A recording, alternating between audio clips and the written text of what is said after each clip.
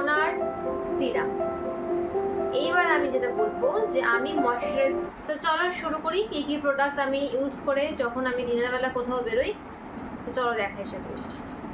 তো সবার প্রথমেই তো ফেসটাকে আগে ক্লিনজার দিয়ে ক্লিন করে নেবে, বা কোনো এরকম ময়শ্চারাইজিং টিস্যু দিয়ে স্কিনটাকে ক্লিন করে নেবে, বা যদি হাতে একটু সময় থাকে ফেস ওয়াশ করে নেবে।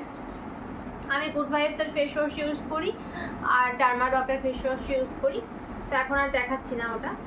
তারপরে ফেস ওয়াশ করার পরে তোমরা টোনিং করবে। তো টোনিং আমি কিভাবে করি, তো টোনিং করতে তো সময়ের কোনো ব্যাপার লাগে না।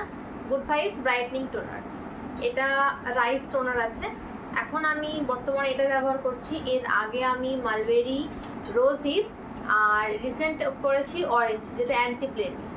তো এই তিনটে টোনার আর এটা চারটে টোনারই আমার খুব পছন্দের। তো তোমরা তোমাদের পছন্দসই টোনার ইউজ করবে। টোনারটা অ্যাপ্লাই করে যদি হাতে সময় কম থাকে একটু ড্যাব ড্যাব করে নিলে তারপরে অ্যাপ্লাই করবে সিরাম। আর অনেকের দিনের বেলা সিরাম ইউজ করলে স্কিনে ইচিং হয় বা অনেক প্রবলেম হতে পারে, তো তারা অ্যাভয়েড করবে।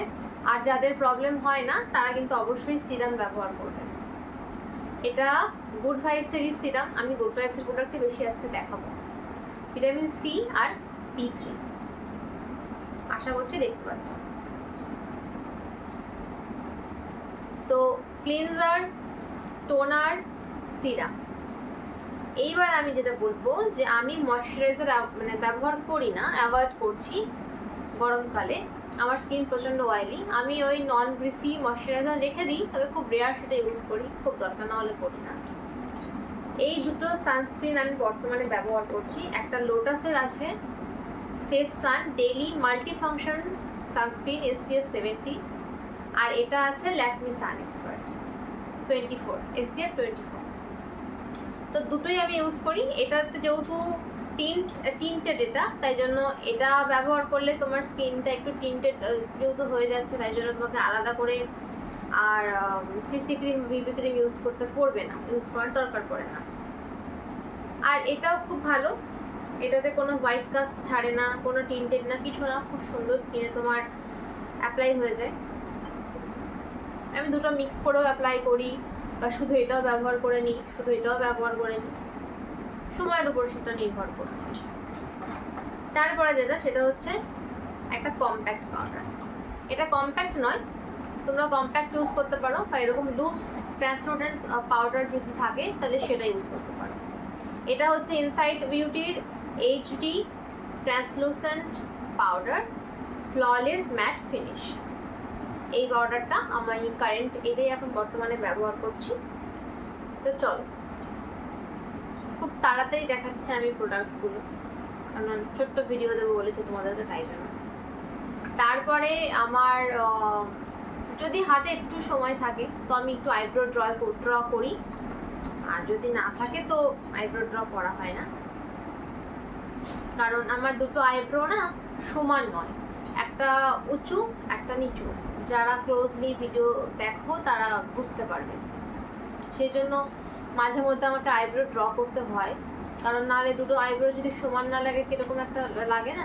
তো আমি সবসময় ড্র করি না, খুব যখন একটা ছোটোখাটো অনুষ্ঠানে যাচ্ছি বা একটু দূরে কোথাও ঘুরতে, মানে দূরে বলতে খুব কাছে একটু দূরে, মানে বেশি দূরেও না বেশি কাছেও না, একটু বেরোচ্ছি, তো তখন আমি আইব্রোটা ড্র করি।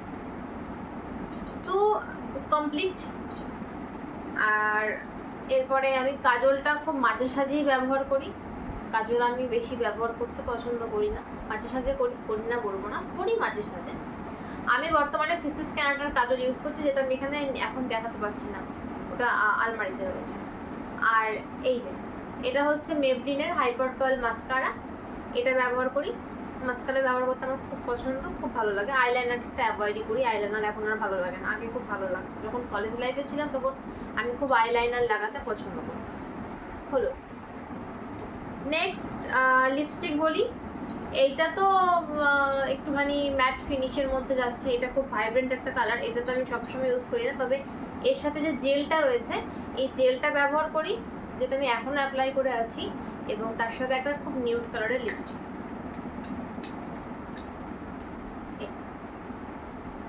আরো কিছু আছে কিন্তু সেগুলো ডিপ কালার, সেগুলো দেখাচ্ছি না, নিউডের মধ্যেই দেখালাম।